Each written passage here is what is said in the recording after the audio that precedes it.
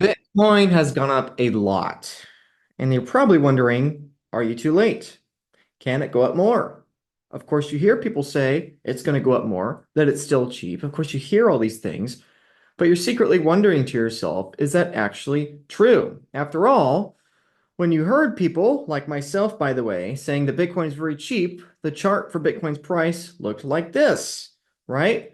Didn't necessarily look like it was going to keep going up. Well, that's exactly what it's done. And now that Bitcoin is $100,000 and soon to be significantly more than $100,000, a lot of people are asking the question, did they miss the boat? Of course, we all want to go back in time. We all wish we were buying Bitcoin at the bottom of 2022, like many people were. But maybe you were, but not quite as much as you should have. Or maybe you weren't buying then at all. But the point is, we can't go back to the past. We can only look at the present moment. And the present moment looks like Bitcoin is pretty expensive. It looks like Bitcoin has gone up a very, very solid amount. And probably it's not a good time for me to buy. Maybe I should wait to buy. Maybe I should buy an altcoin. Maybe I should buy some other security, some other token, some other magic made up number to buy instead of Bitcoin, right? Let's have the real talk. Let's have the real conversation. Is Bitcoin at $100,000 too late for Bitcoin? Some people have been talking about a $2 million, $3 million, or a $13 million Bitcoin. Is that too hyperbolic? Is that really as dramatic as what it sounds like, right? Is that actually possible? What's the long-term future for Bitcoin? And I'm going to talk about what everyone gets wrong because most people do definitely get it wrong. This whole framing of this conversation is wrong. So let me give a pitch as to why and give the real talk of why you are not too late to Bitcoin. And yes, why you are too late to Bitcoin. In some ways, you are too late. And I'm going to give you the brutal truth, honest here. It's not going to be what you want to hear, but it's going to be what you need to hear. Let's get into why. This is the price of Bitcoin when it is now at basically $100,000, more or less, depending on what day you're watching this. Of course, like I said, this is where you could have been buying in the bottom of 2022 when people like myself were saying Bitcoin is going to $10 million. Bitcoin is going to weigh more than $10 million. So if we zoom out and we look at where we are today and we just give a few more years, right? If we just think a couple years ahead, does this chart look that ridiculous to you, right? Does this look that absurd that it looks like Bitcoin maybe can go higher, right? If we're looking only at today, looks like, oh man, Bitcoin has never been more expensive than what it is right now. So therefore, that means it's not time to buy, right? It has literally never cost more to buy Bitcoin than what it does right now. Well, again, the emphasis that if you look at instead from a future perspective, well, then perhaps maybe Bitcoin will never be as cheap as it is again right now. Does that mean that it's only going to go up forever and it's never going to have drawbacks? No, of course it might. But if you are blindly assuming that it is overpriced because it's never been this expensive before, keep in mind that every single time in Bitcoin's history, at a certain point, every single time when it hits a new all-time high, it has never been that expensive before. And yet there have been multiple times in Bitcoin's history where it has never come back down that level again. If we go back to the 2017 cycle, right, there were entire 3 to 6 month periods here where Bitcoin was literally never that expensive before in history, and yet it was never that cheap again, right? And the same thing happened in 2020. There were many, many days, weeks on end, where Bitcoin price had never seen these price levels again, and yet they never reached quite back down that low again. And I really wonder if today we're looking at a similar scenario where, yes, Bitcoin is high, Bitcoin at $100,000 sounds really expensive. We're used to hearing about it in terms of hundreds of dollars, thousands of dollars, or tens of thousands of dollars. Never six figures before, so it sounds really expensive. But in reality, what if it's actually never this cheap again? And we got to keep in mind who is buying, right? This whole price history here has been people like you or me, retail buyers, millionaires, and a handful of billionaires. We are yet to witness the United States stockpile a strategic reserve for Bitcoin. We're yet to witness the US states individually at the state level stockpile Bitcoin as a national strategic reserve asset. And we also are yet to witness the rest of the world, all of the other nations of the world, also stockpile Bitcoin as a national strategic asset. Of the top 10 most valuable GDPs in the world, right? Of the countries, the top 10 countries with the most gross domestic product, 7 of them have acquired Bitcoin at the nation state level. The vast majority of those Bitcoin acquired via confiscation of illicit activities or whatever, right? So the point is, If you were buying Bitcoin at $100,000, you were still front running 7 of the 10 largest economies in the world. And the three of those that actually have acquired Bitcoin have not been printing fiat to do it. They haven't done it with an actual strategy. They've just been acquiring Bitcoin from illicit activities. Likewise, with the 10 most valuable corporations on the US stock market, right? Tesla, okay, Elon Musk's Tesla is the only corporation to have acquired Bitcoin. And they have a very, very small percentage of their overall balance sheet in Bitcoin. So yes, if you look at the line of the chart, if you look at Bitcoin price, it seems like, oh man, I'm too expensive. I wish I was buying when it was 16,000, 20,000, even 30,000 or $40,000 at the bottom, like people were banging on the table, begging me to do, right? Man, I wish I was buying then. Well, guess what? Even though the chart doesn't look that great, even though it looks like you're buying at a very, very expensive price, the reality is if you have a long time horizon, you are still ahead of 9 of the 10 largest companies in the world. You are still ahead of 7 of the 10 largest economies in the world. And that's forgetting the point that that one company and those 3 countries have been buying a very, very tiny allocation to Bitcoin without a large comprehensive strategy to it. You are not late if you're thinking of first principles. You are very early to Bitcoin. Maybe this takes many years, maybe this takes many decades, but the point is, if you zoom out and stop looking at the chart just of the present moment, but you put the chart in context of the future, you actually are much, much earlier than you think. Now, here's what everyone gets wrong though. You are not only watching Bitcoin price in terms of US dollars. This is what the vast majority of people do, and this is exactly what they get wrong. They look at Bitcoin price in terms of US dollars. And your framing for the world is precisely what determines how you view the world, right? If I look at the world and I price it in terms of one currency versus another currency, of course my whole worldview is going to be distorted in favor of that currency. If I look at an average house price in terms of Venezuelan bolivars that are hyperinflating, of course it's going to look like house prices are skyrocketing up, doubling every couple of weeks. If I look at house prices in terms of Russian rubles or Japanese currency or Chinese currency or European currency, of course house prices, in my experience, are going to be interpreted differently than if I'm using the dollar. And this is the biggest problem, what everyone gets wrong when it comes to Bitcoin. Every single time you open up Fox Business, every single time you open up CNBC, every single time you're scrolling Twitter or Reddit or whatever, Facebook, whatever your favorite social media platform is, every single time people talking about Bitcoin, everyone's bullish on Bitcoin, even the whole framing of this video up to this point has been completely wrong. Everybody is pricing Bitcoin in terms of dollars. Now, here's a question for you. What are you watching this video on? You're watching it on the internet. Obviously, right? Are you watching this video on a newspaper? No. Are you watching this video over radio? No. You're watching this video on the internet. And so I implore you to inquire the question. Ask yourself this. If we were in the year 1997 and we were having a conversation and we were pricing the internet in terms of newspapers, if we were pricing the internet and live streaming in terms of radio, what would you see? Your worldview, if you were looking at the internet through the lens of newspapers and radio, would be that the internet looks like a bubble. The internet just keeps growing and growing. It's getting more users. It's getting bigger and bigger, and people keep talking about it. If you are looking from the perspective of a sinking ship at a ship that is floating, it will look like the ship that is floating is just magically ascending into the sky, right? Because your perspective is from something that is falling. Your perspective is from something that is stagnant, right? It's the same thing here with Bitcoin. If you try to envision new technology from the framework, pricing it within current technology, you are inherently going to see that new technology skyrocket. And vice versa, if you are viewing the radio, if you're viewing the newspaper industry from the perspective of the internet, what do you see?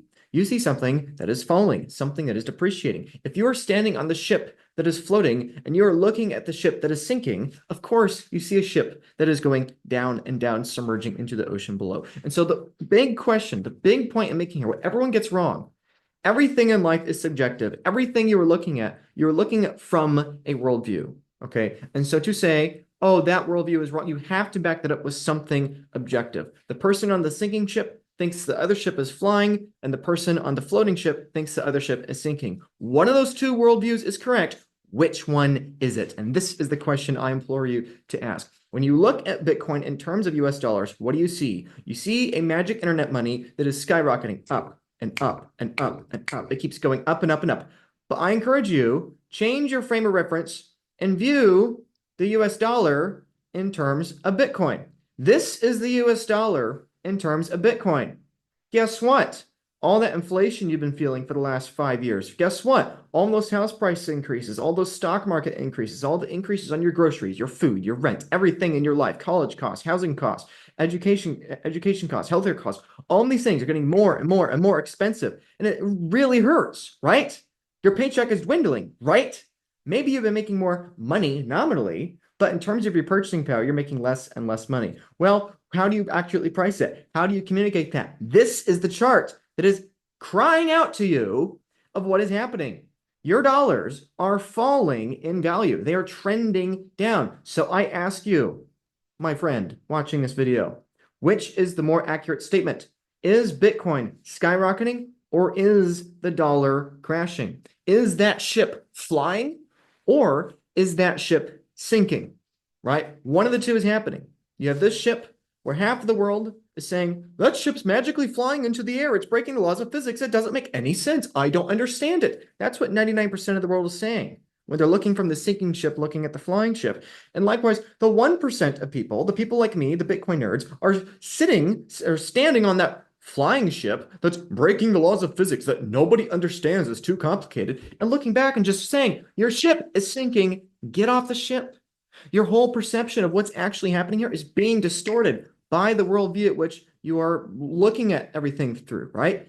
This is what people don't understand about Bitcoin. They look at Bitcoin and they are pricing it in terms of dollars. And so they see something that doesn't make sense to them, something that seems to be breaking the laws of physics, something that makes no comprehensible understanding in their current worldview, because the whole worldview at which they're trying to price that new technology from within is flawed. I encourage you, price dollars in terms of Bitcoin. Do not price Bitcoin in terms of dollars, because once you do that, you will have a much more accurate understanding of the world. You are not watching Bitcoin skyrocket. You are watching the US dollar fall. You are not watching Bitcoin hit $100,000 with an all-time high. You are watching the dollar fall in terms of Bitcoin. For the first time ever, 1,000 Satoshis is going to buy you less than $1, right? This is what you are watching. You're not watching magic internet money skyrocket in value. You're watching the dollar collapse in terms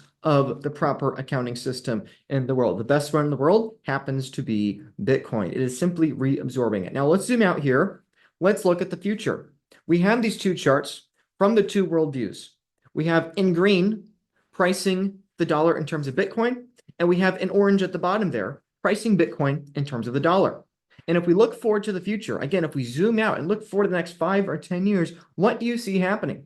If you had to guess, just looking at this chart, nothing else, no lines, no predictions from Luke Broyles, just look at the chart. These are the two worldviews. These are the only two worldviews that make sense. Pricing everything in the world in terms of Bitcoin and pricing everything in the world in terms of dollars. What I see, when I look at this, is I see the green line trending down, and I see the orange line trending up. And so when you are no longer looking at the oversimplified version of just one chart and one time horizon from only one worldview, and you actually have a longer time horizon looking from ultimate worldviews into the future, this is exactly what you see. You see Bitcoin trending up indefinitely against the US dollar, and the US dollar trending indefinitely down against Bitcoin. This is what people miss. This is what people don't understand. They look at Bitcoin getting to higher highs, higher highs, higher highs in terms of the dollar, and they say, no way it can possibly keep going up. No way that ship can just keep magically flying into the air. This makes no sense. It's breaking all my understanding of physics.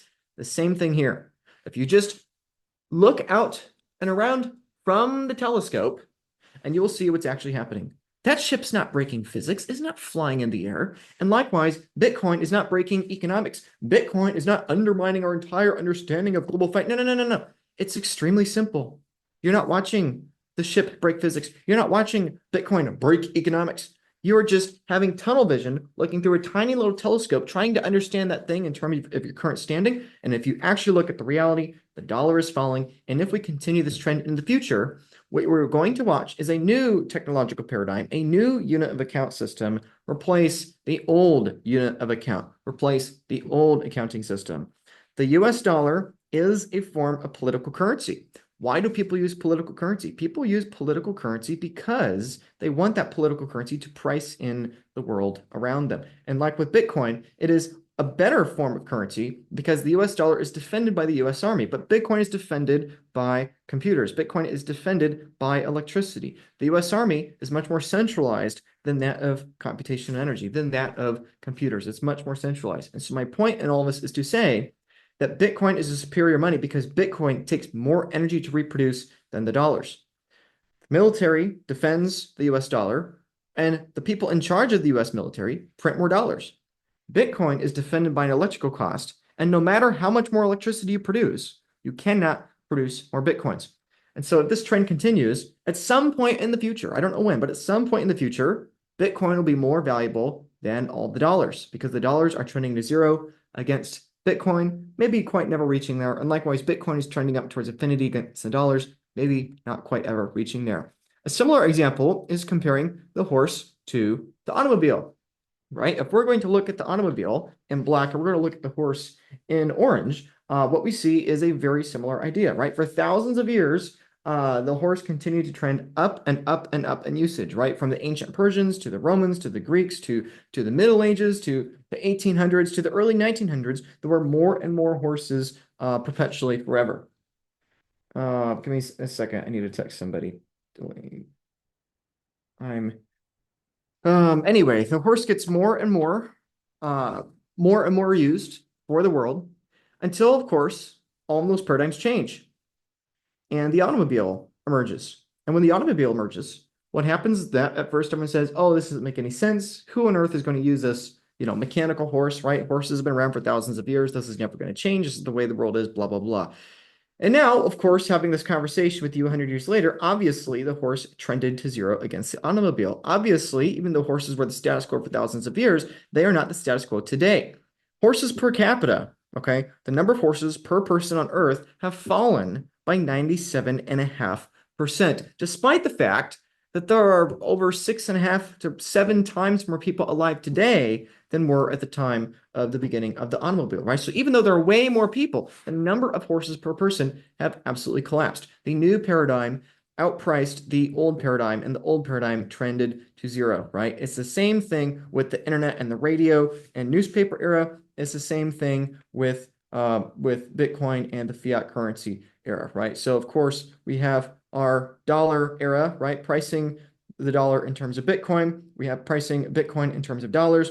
Okay, not only is Bitcoin going to reprice the dollar system, but similar to the horse, the automobile is a much, much bigger idea than the horse, right? As early as the 1930s, the automobile was replacing the horse. By the 1960s, it was over triple the size of the horse and the height of the horse era, right? And the automobile obviously has only become more globally universally accepted since 1960, and there is a lot more to go. There are only 1.5 billion cars in the world. The vast majority of adults in the world still are yet to adopt the automobile. You are not too late to the automobile. The entire automotive industry can increase by a factor of 3 or 4 from today's standing, even though the automobile has been around for 100 years. And not only can it increase by number of users, but the quality of car can also increase. We are transitioning from gasoline to electric cars, from human driver cars to autonomous cars, right? You are not too early to the automobile. And so if we were to have this conversation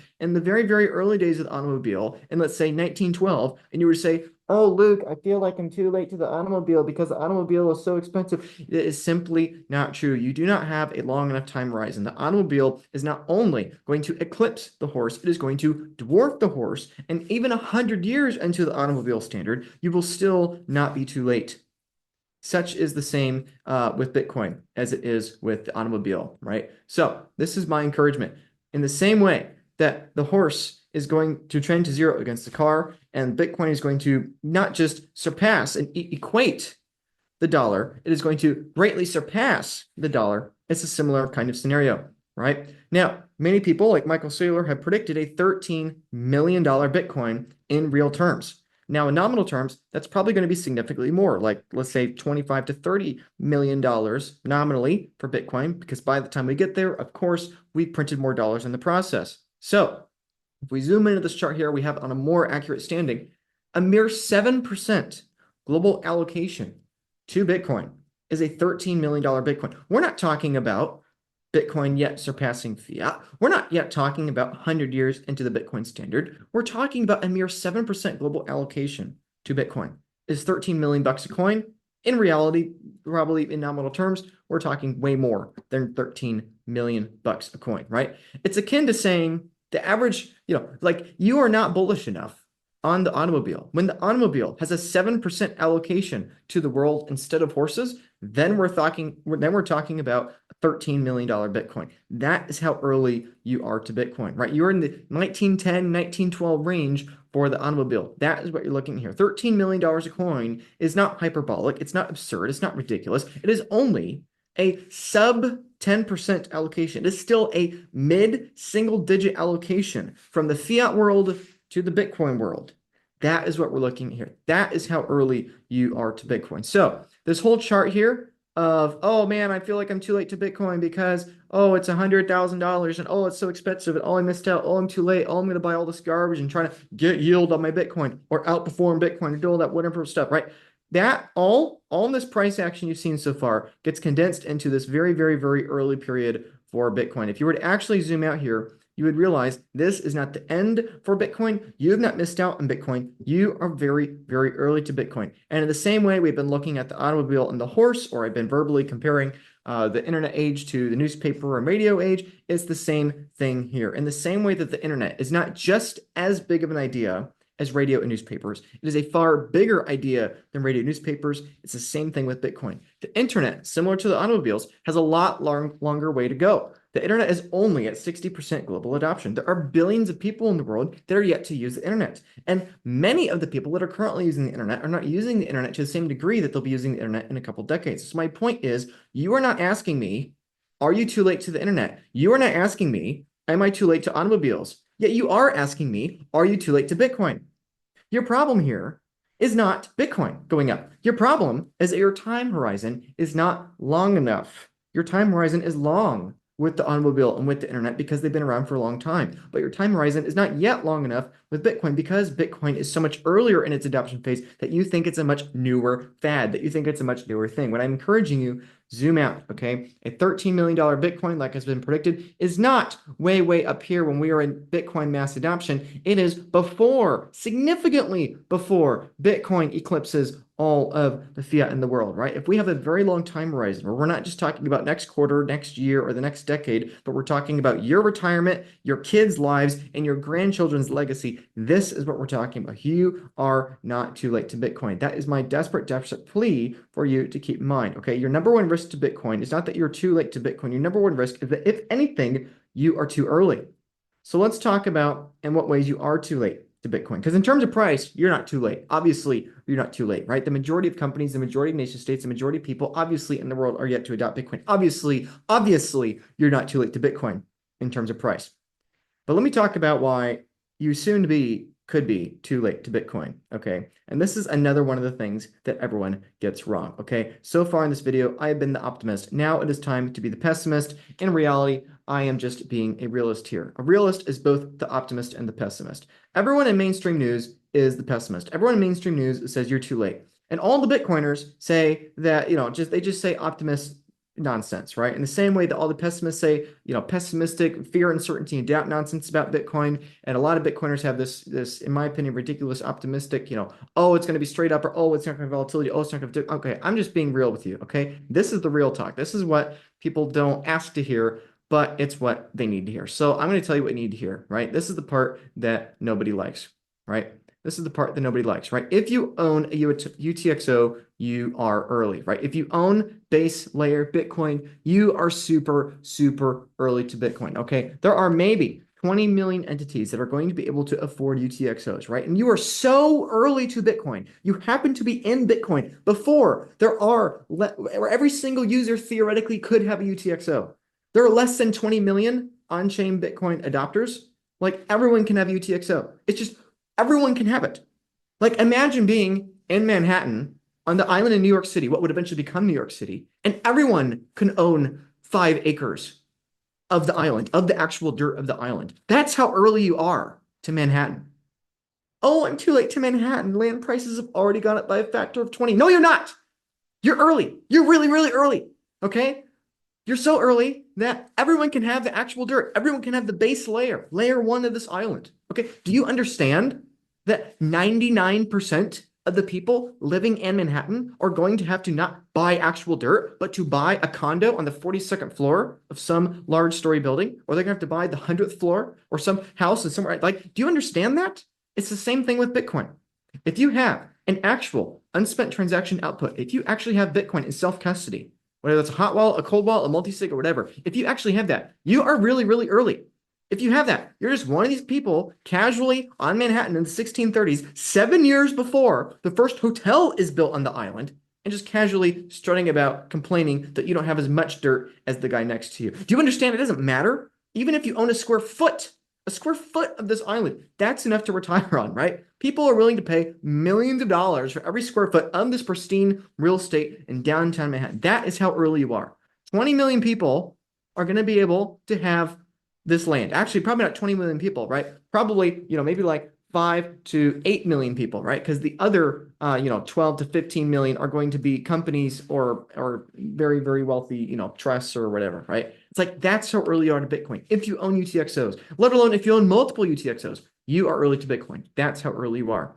Now, the risk here is that what you own is so valuable. You have to be real here, okay? You don't get to casually own a square, you don't get to casually own an acre of land, of actual dirt on Manhattan, and hold it for 200 years and have a 10,000x in the value of that land casually, right? It's like you can have one or the other, right? Either you're not early to Bitcoin price, and therefore you can be flippant with how you secure that Bitcoin, or Bitcoin price is going to dramatically explode in the future, and this is going to be more valuable than all the fiat in the world. And you have to obsess on your Bitcoin security. You can't have it both ways. You can't be bullish on one side and bearish on the other, right? You're not being intellectually consistent. If you think Bitcoin is going to rip and scream to new all-time highs and go to $1 million, $10 million, $100 million, and eventually $1 billion nominally in purchasing, that's like, if it's going to just keep going up, if you're going to be sitting on a 10x, a 20x, a 100x, a 1000x, you can't flippantly treat your Bitcoin custody. So this is my encouragement. This is the realest part of this video here. You have to right now obsess about your Bitcoin. If you actually believe it's going up in price by a factor of 10 or a factor of 100, you have to obsess about it right now, because everybody else is going to obsess about it, right? You own the pristine collateral. You own the apex property of the human race. You own the actual dirt, the actual UTXOs, the actual base layer Bitcoin, which everything else in the world is going to be built atop of. You own the land in Manhattan, and everybody is going to come after you for it, right? At first, they're going to come after you. Maybe they're going to throw lawsuits at you, trying to take your land from you via the courts. Maybe they're going to actually try to take it from you with the barrel of a gun, with actual physical force. Maybe they're just hoping you lose the deed to the island, and you lose the deed to the land, and they take it from you, right? My point is, you don't get to be some magical person living in fantasy land where your Bitcoin's going to magically become 1,000 times wealthier, and you're not going to have 1,000 times more people coming after you than there are right now, right? That is my encouragement. That is my point. You have to take it seriously. And right now, everyone's kind of singing kumbaya, saying, oh, Bitcoin's going to magically go up 10x in price, and I'm not going to have double the amount of tax against me, right? It's like, do you really think that's what's going to happen? I have talked with these people, okay? The people from 2010, 2011, 2012, 2013, they get it. And the people from 2020, 2017, from 2023, these people, with all due respect, don't get it yet because they've not lived through it. I have talked with these people that have endured lawsuits, that have had family members attacked, kidnapped, or killed over their money. Seriously, I have had these things, I've had these conversations happen. By far, the most common scenario is people lose their Bitcoin coins. They lose their seed phrases. I have also seen people that have lost their Bitcoin due to lawsuits, due to court orders, due to all kinds of social engineering attacks where we can't take his Bitcoin via the network, right? We can't actually take a seed phrase, but we can make his life as inconvenient and difficult and ridiculous as possible until he willingly gives it over, right? This is my encouragement. Obsess, obsess, obsess over your Bitcoin right now. You do not get to be in the top 0.01% of global wealth without being a top 0.01% global target. Obsess. There are people out there that are going to have entire warehouses of AI bots coming after a single UTXO. In the same way today in downtown New York City, there are entire law firms who right now are operating, competing against some other major law firm against every single inch of land in Manhattan. It is the same thing with your Bitcoin. Obsess over your Bitcoin right now. Spend 20, 30, 40, 60 hours a week right now obsessing over your Bitcoin. If you don't want to do that, Hire somebody to obsess over your Bitcoin, okay? I will openly admit I'm obsessed about protecting my Bitcoin. This is why I was the first American at the Bitcoin Advisor. I was the first American talking about this at the Bitcoin Advisor, okay? You don't get to be first unless you're more obsessed than everyone else, right? This is my point. This is my encouragement, okay? Most people in Bitcoin right now are spending 20 hours a week watching Bitcoin content, and maybe 2 of those 20 hours, they're actually thinking about protecting the valuable asset which they own, okay? I'm focused on this 10 hours a day, 8 hours a day, 12 hours a day, whatever it is, right? Every day of the week, right? And my team of 40 people also are obsessed about Bitcoin, right? Every single year, the average Bitcoiner is gaining 1 year of life experience learning how to protect their Bitcoin. Myself and my team indirectly, us all together, we're getting 40 years of experience every single year. And we're probably working twice as many, 3 times as many, 5 times as many hours every single day obsessing about these precise questions than the average person is. And that's not to say I'm better. That's not to say I'm smarter. It's just to say I will outwork you because I will put in twice the hours for 3 times a day with 40 times the people on my side than the average person will. You have to take these questions seriously. Protect your Bitcoin against self-custody mistakes. Protect your Bitcoin, okay? Seriously, this is a zero-sum game, okay? You don't have to have the best security in the world. You just have to be not the worst, right? In the same way, if you're running away from a ravenous lion that's going to eat you or going to eat somebody, right? In the same way that the scammers and the lawsuit sharks and all of them are going to get somebody, right? And they're not going to stop until they get somebody. But who are they going to get? They're going to get the slowest one in the race. And that is a zero-sum game. If you have a ranking of 10 people, your whole goal is not to be the 9th or 10th fastest. You want to be the fastest. You want to stay ahead of everyone else. It's the same thing here, right? It's like, it doesn't matter if your security is average. It doesn't matter if your security is good enough. If it's good enough today and you do nothing for 2 years, it's going to be below average. If you are below average right now, you're going to be in a desperate position in 2 years, right? The network is continuously evolving. Security measures are continuously evolving because your Bitcoin is getting continuously more valuable and more expensive. So these are only 3 options. There is no 4th option here. There is no cop-out, right? I am being the realist here. These are your only options. Obsess over your Bitcoin right now. Protect your self-custody of your Bitcoin right now. Reduce counterparty risk for your Bitcoin right now. Get off exchanges right now. Do it. Or if you don't want to do it, because you don't want to spend many, many hours obsessing over these questions, hire somebody to obsess over your Bitcoin alongside with you. Your only other option is you're going to lose your Bitcoin to someone who was obsessed with your Bitcoin, to someone who wasn't in your aligned incentives, right? Like someone you brought, but somebody who was actually obsessed about it, right? If you don't take self-custody of your Bitcoin, somebody else will do that for you. If you don't think critically about the tax questions surrounding your Bitcoin, I promise you, somebody else from the IR and the S will be more than willing to do that for you. If you don't obsess over how to protect your Bitcoin against all kinds of other social engineering attacks, I desperately encourage you to consider the very high likelihood that they eventually are going to do that, right? Obsess about your Bitcoin, hire somebody to obsess about your Bitcoin, or you're going to lose your Bitcoin to somebody else who has obsessed over your Bitcoin. Maximize your Bitcoin self-custody. Maximize your Bitcoin estate planning. Minimize your tax and legal risk. This is my encouragement. Bitcoin at $100,000. You might feel like you're too late, but the inverse is actually true. Bitcoin is going way higher than you think, and Bitcoin is going way higher than you think because you are not pricing Bitcoin in terms of dollars. You're pricing dollars in terms of Bitcoin, and the dollar can fall forever. Bitcoin is going up forever, Laura, and therefore you'll be a forever increasing target. Lock your Bitcoin down, take the self-custody, do it now. Most people will not do it.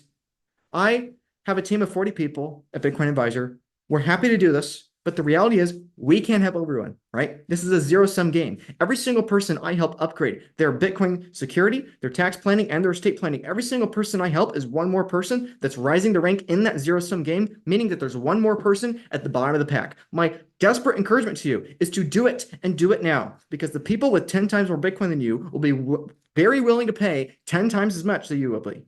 Please do this now, because if you don't, somebody is going to be willing to pay more later. Right? You actually own self-custody Bitcoin. You actually own the UTXOs. Take that seriously, lock it down, take it in self-custody. I'm begging you to do this, because if this game theory actually starts, if the nation states start adopting, if the corporations are all in a mad rush, they're going to be more than willing to do whatever they can to take your Bitcoin. Lock it down, lock it down, lock it down. You think you're early to Bitcoin. You think you're lucky. I'm begging you to consider there is nothing special about you. Every single one of us is special, obviously, but there's nothing special about you. You're not just magically lucky person that happened to find Bitcoin this early and you're going to magically hold on to it forever, okay? The odds of you losing your Bitcoin are incredibly high because the fact of you being here this early is proof of that. You are so incomprehensibly lucky that you were this early to Bitcoin. The odds of you losing it are incomprehensibly high. Okay, you don't get to be so early to Bitcoin in 2009, 2010, 2011, or 2012 without having a tsunami of risk in front of you between 2012 and 2024. The same thing is true today. Please buy Bitcoin, get off zero, get rid of your garbage American political currency units, hold the actual pristine asset, and take seriously the protection of that pristine asset. Because if you keep delaying, you keep falling the ranks, and you keep getting closer and closer to that tiger or that lion or that bear that's chasing after you, right? And they will come. The malicious people in this world do exist. Bitcoin fixes money. Bitcoin does not fix human corruption. Bitcoin does not fix human sin. And those people that are willing to do whatever it takes to obsess over that Bitcoin and to go whatever lengths it takes to take that Bitcoin will come after somebody. So make sure it's not you. But of course, take that message and do with it what you will, right? Because of course, most people won't listen to this, and that's okay. Well, for me, I'm clearing my conscience and making these videos. So if you have a desire to do that, just do it. I don't care if you hire me or not, just do it. If you want to learn about these things on your own, go out there, do it. Learn about Bitcoin estate planning, tax planning, and self-custody stuff. Go out there and do it. I highly encourage you to do it and do it now so that you can get ahead of the pack. If you want to hire me, you can pay me and my team, and we will perpetually forever keep you ahead of everyone else, and do exactly what we do, right? We'll extend that to you.